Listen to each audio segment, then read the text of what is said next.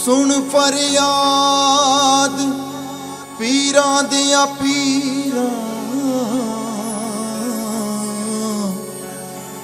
मैं आख सुनावा तेनू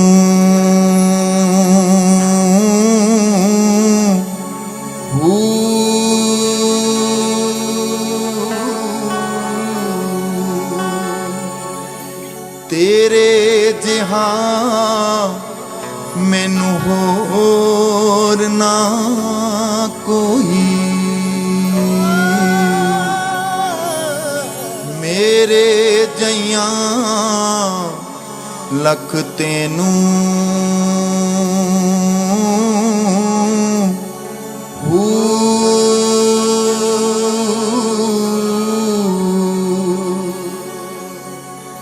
फूल न कागज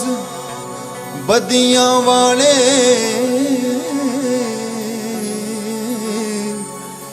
दर तो तक ना मैनू